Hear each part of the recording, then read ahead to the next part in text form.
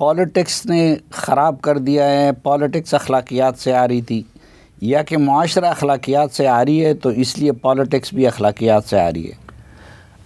میں اس بات سے پہلے پچھلی بات کو بھی لنک کرنا چاہتا ہوں کہ میں یہ نہیں کہہ رہا کہ اجتماعی ادارے نہیں ہونے چاہیے، وہ لازم ہیں، کیونکہ ہم جنگل میں تو نہیں رہتے، نہ ہی ہم نے کوئی سماج ایسا بنانا ہے کہ جس میں سب ہرمٹس ہوں یا سب پروفٹس ہوں، ہو بھی نہیں سکتے۔ میں جو کہنا یہ چاہتا ہوں وہ یہ ہے کہ ادارے ہی اچھے نہیں بنیں گے جب تک اچھے افراد نہیں ہوں گے۔ ایک سائزیبل طبقہ، ایک اچھا بلا طبقہ ایسا نہیں آئے گا جو ادارے چلا سکے، جو کھڑا ہو سکے ان چیز اپنے آئیڈیلز کے لیے کھڑا ہونا، عزیمت نہ کرے، یہ کام چلے گا نہیں۔ انسانی تاریخ یہی بتاتی ہے کہ لوگ تھوڑے آتے ہیں، اور آگے آ کے معاملہ بڑھ جاتا ہے۔ مثلا جب ہم ویسٹرن سویلائزیشن کو ڈائسیکٹ کرتے ہیں نا، نیچے جاتے جاتے جاتے تو آخر میں وہ کہتے ہیں جوڈو کرسچن سویلائزیشن۔ یقیناً ہے وہ، میں اس کو اچھے معنی میں لے رہا ہوں ویلیوز کے حساب سے۔ جب ہم اس کو ڈائسیکٹ کرتے کرتے چلے جائیں گے، ہم کہیں گے وہ ہیومنسٹ سویلائزیشن ہے، انسان کا احترام کرتا ہے، چونکہ فرد انسان کا احترام کرتا ہے اجتماع بھی کرے گا۔ جب ہم اس کو ڈائسیکٹ کریں گے ہمیں معلوم ہے کہ وہ ڈیموکریٹک سوچ والے ہیں، ایبریشنز اپنی جگہ پر ہیں، رول آف لا کو وہ مانتے ہیں۔ میرا اپنا خیال یہ کہ یہ عمل جو ہے، اس عمل میں اسٹیٹ، سوسائٹی اور فرد کا جب آپ کمپیئر کریں گے تو میں غلط بھی ہو سکتا ہوں، میں پرائمیسٹی دوں گا فرد کو، اس کو عقل بھی چاہیے، اخلاق بھی چاہیے، اور اس کے بعد میں پرائمیسی دوں گا سوسائٹی کو اینڈ دین اسٹیٹ کو۔ اب ہم آپ کی بات پہ پہنچ گئے۔ میرے اپنے خیال میں پاکستان میں یہ ایمفیسس غلط ہے۔ میں اسٹیٹ کا حامی ہوں، میں اسٹیٹ لیس سوسائٹی کا حامی نہیں ہوں، میں یوٹوپیوں کا حامی نہیں ہوں، چاہے مارکس کا ہو چاہے وہ ولیم مور کا ہو۔ ہم نے اسی معاشرے میں رہنا ہے، ہم نے اسٹیٹ سٹرکچر بنانے ہیں، اسٹیٹ نیشن اسٹیٹ والے چلیں گے۔ لیکن اگر ہم یہ دیکھیں گے، یہ یقیناً فیکٹ ہے کہ سیاسی نظام سماج کو متاثر کرتا ہے، لیکن تاریخ انسانی یہ بتاتی ہے جب تک سماج بہتر نہیں ہوگا، اسٹیٹ بہتر نہیں ہوگی۔ جب تک اس کے اندر فکری کلیئرٹی نہیں آئے گی کہ رول آف ریلیجن کیا ہے اسٹیٹ میں، سول ملٹری ریلیشن کا کیا رول ہے، حقوق انسانی کیا ہیں، یہ ریفلیکٹ تو آئین اسٹیٹ میں ہی ہوں گے، میں انکار نہیں کرتا اس کا، ریفلیکٹ وہی ہوں گے، لیکن ہاں عدالتیں کیسے انٹرپریٹ کریں گی جب تک وہ یہ فکری کلیئرٹی میں نہیں ہوں گی۔ سول ملٹری ریلیشن بالکل ٹھیک نہیں ہوں گے جب تک ہمیں یہ فکری کلیئرٹی نہیں ہوگی سماجی لیول پر، جب ان کو پتہ ہوگا کہ گھر جاؤں گا تو بیوی سلام نہیں کرے گی وغیرہ وغیرہ۔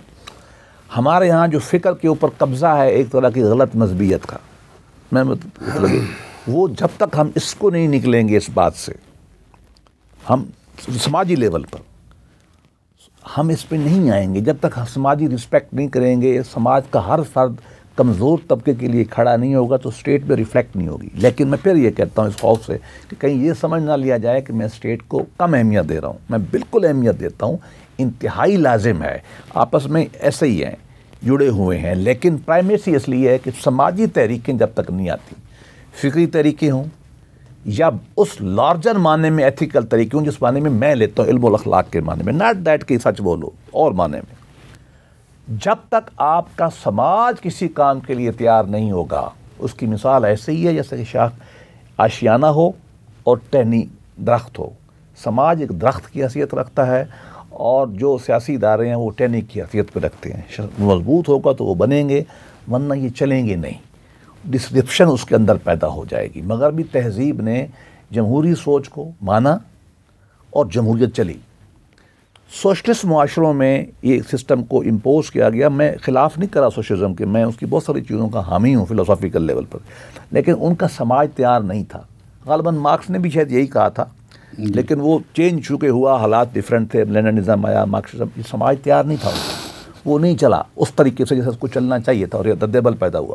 تو میرا اپنا خیال یہ ہے کہ میں سم اپ کروں، اس ڈائیکاٹمی میں فرد سمیت اسٹیٹ اینڈ سوسائٹی، میں اس میں پریفر کروں گا نمبر 1 رکھوں گا انسان کو، نمبر 2 رکھوں گا سوسائٹی کو، چونکہ اس کا وہ سب ٹوٹل ہے، اینڈ اس کی جو نظم اجتماعی کا ایکسپریشن ہے وہ اسٹیٹ ہے، تو میں اس کو اس طرح لے جاؤں گا۔ جی کہہ رہے صاحب بالکل، میں ہمارا نقطہ نظر میں کوئی بہت بڑا فرق نہیں ہے۔ سوال یہ ہے اس میں تو کوئی دوسری رائے ہو نہیں سکتی نا کہ معاشرہ سارا ہے کیا فرد کے اوپر مشتمل ہے، 1 से 2, 2 से 4 ये बढ़ता चला जाएगा। जितना बड़ा समाज इकट्ठा होगा उतना बड़ा माशरा बनेगा, और वो अफराद पे मुश्तमिल होना है, उसके बगैर तो कुछ नहीं है।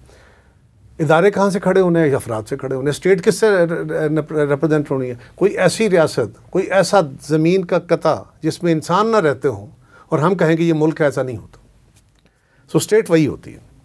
बस सवाल ये है, मैं फिर उस पर गुजारिश करूँगा कि अफराद की ही तहरीकें होती हैं। फ़िक्र सारी कौम में एकदम नहीं आता। चंद लोग होते हैं जो हक़ की आवाज़ उठाते हैं, जो कोशिश करते हैं।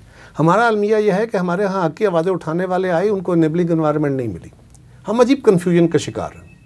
हमारे यहाँ एक बड़ा तबका, मसलन पाकिस्तान में, मेरा ख्याल, आई मे बी रॉन्ग, मैं कोई इतना पढ़ा लिखा बंदा नहीं हूँ, लेकिन मेरा ख्याल ये है साफ़ी साहब कि ये जो जमहूरियत है ना, ये यूरोप में भी एकदम नहीं आ गई थी। ये ग्रेजुअली इवाल्व हुई, रिफाइन हुई इन सेंचुरीज, डिकेड्स से ज़्यादा सेंचुरीज में जाकर रिफाइन हुई, और आज फिर उसको नए नए चैलेंजेस हैं। तो ये कोई एब्सोल्यूट निज़ाम नहीं है।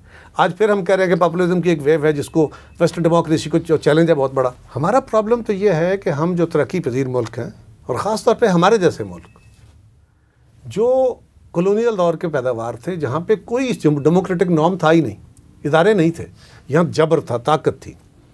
हिंदुस्तान के अंदर हमसे ज़्यादा बेहतर रवैये थे, इसलिए कि वहाँ अगर हम देखते हैं आज जो इलाके हिंदुस्तान के अंदर हैं, वहाँ बहुत सारे कोई 5-6 शहर वो थे जहाँ बाकायदा म्यूनसिपल कॉरपोरेशंस थी, जहाँ पे इलेक्शंस होते थे गोरे के टाइम में, लोगों के नुमाइंदे आते थे। पंजाब जब मार्शल लॉ के तहत रूल हो रहा था, सिंध उस वक्त बलूचिस्तान सूबा ही नहीं था, खैबर पख्तूनख्वा के लोगों को वो ट्राइबल सोसाइटी के तौर पर ट्रीट कर रहे थे। वहाँ उन्हें बहरहाल जो जदीद मुआशरे के उनके अपने यहाँ ग्रोथ हो चुकी थी, उसके समरात आए, उनके इदारे भी वहाँ बने, वहाँ से वो स्टेट स्ट्रक्चर के अंदर भी आए, नया स्टेट स्ट्रक्चर खड़ा होना शुरू हुआ।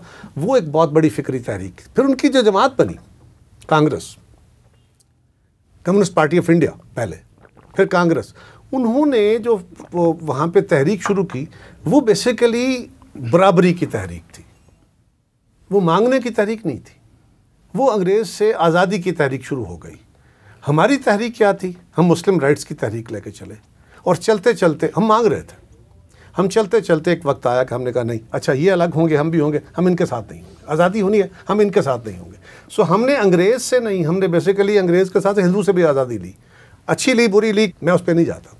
लेकिन अब जब वो हो गई, आज़ादी हासिल हो गई, बड़ी जद्दोजहद, बड़ी कुर्बानियाँ, बड़ा सब कुछ हुआ, बड़ी तहरीक चली, उसके बाद जमहूरियत तो जमहूरी रवैयों से आनी थी ना। हमारे आबा इस माशरे को जिसके अंदर जमहूरी रवैये थे नहीं, उसको डेमोक्रेटाइज करना था। उसका पहला आंसर क्या होता है? जमहूरियत के लिए बुनियादी फैक्टर है कि आप अपनी पुरानी आइडेंटिटीज़ से कथा तलकी का कोशिश करते हैं, वो रिश्ते कमज़ोर करके नए रिश्ते पैदा करते हैं। मसलन किसी जमहूरी मुआशरे में ये नहीं हो सकता कि आप बरादरियों, कबीलों की बुनियाद पे, आप अपने खून और नस्ल की बुनियाद पर आइडेंटिफाई हों और आप जमहूरी हों, नहीं हो सकता। आपको नई शनाख्तें पैदा करनी है, आपको रूल ऑफ लॉ की शनाख्त पैदा करनी है, आपको इल्म की शनाख्त पैदा करनी है, आपको मेरिट की शनाख्त पैदा करनी है। वहाँ ताल्लुक़ की शनाख्त है। बादशाह के दौर में बादशाह के वज़ीर, बादशाह के अमाल जो होते थे, उसके रिश्ते, उसके दोस्त, उसके जो अमाल थे, उनके लोग होते थे। वो पर्सनलाइज्ड रिलेशनशिप थे। यहाँ इंस्टीट्यूशनलाइज्ड रिलेशनशिप है। सो हमने क्या किया? हम तो आज भी वहीं खड़े हैं। रादर ये कि हम कुछ थोड़ा बहुत सफ़र, जो अंग्रेज़ के दौर में कुछ तहरीकें चली थी समाजी, उसके जबर के ख़िलाफ़, उन तहरीकों के नताइज कुछ 20-25 साल तक हमारे यहाँ रहे, वो जज्बा रहा, कुछ वो लोग मौजूद थे, कुछ वो फ़िक्र मौजूद थी। हमने उसको भी ख़त्म किया और उसके नतीजे में एक नया इल्यूजन लेके खड़े हो गए। अब बहुत लोगों की फ़िक्र ये है कि जिन लोगों ने उस वक्त तक़सीम हिंद की मुखालफत की थी, वो क्या कहते थे? वो यही कह रहे थे ना कि भाई पहले इसकी जगह तो पैदा करो, जो कुछ तुम कह रहे हो इसके लिए अगर तुम ये समाज पैदा करने की कोशिश करोगे, इल्यूजन्स में चले जाओगे, नुकसान होगा। आज खड़े होकर अगर हम पिछली हिस्ट्री को देखते हैं तो नुकसान तो हुआ है। फ्रैंकली तो यही है, अब किसी को अच्छा लगे बुरा लगे।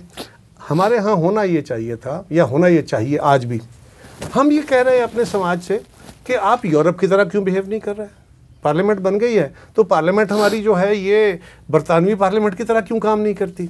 हमारा जज जो है ये क्यों नॉर्वे के जज की तरह काम नहीं करता? या हमारा जो कारोबारी है या सहाफ़ी है या फला, भाई हमारा समाज वो नहीं है। ہم نے ادھر سفر کرنا ہے. ہمارے ہاں بجائے اس کے جس طرح سول سپریمیسی کا آپ نے فرمایا نا, سول ملٹری ریلیشنز کا, یہ بھی نئی شناختیں ہیں. ملٹری یا طاقت جو ہے, اسٹیٹ کی پاور جو ہے, یہ بادشاہ کے ہاتھ میں بہت بڑا تازیانہ ہوتا تھا جس کے ذریعے وہ معاشرے کو چلاتا تھا. اپنے اصولوں کا نظام قائم کرنا ہے, یہ بھی ایک نئی آئیڈینٹی ہے, اس کی طرف آپ نے سفر کرنا ہے. ہم نے وہ کیا نہیں. ہمارے ہاں تو جنرل ضیاء کے دور میں جو غیر جماعتی انتخاب کرائے, اس سے پہلے بھی کوئی بہت پالا کہیں ہم تو نہیں تھا, لیکن جو بھی تھا اس سے بہتر تھا. اس کے بعد کیا ہوا, اور بربادی آ گئی, ملٹری رول آ گیا, ضیاء الحق کا نظام دوسرا آ گیا, جبر آ گیا, اور آپ نے کہا کہ ہم مذہب کے نام پہ اب سارا معاشرہ تشکیل دیں گے. اور پھر یہ کہا کہ ہم جو عوامی جتھوں سے غیر ریاستی افواج کھڑی کر کے ہم جنگیں لڑیں گے.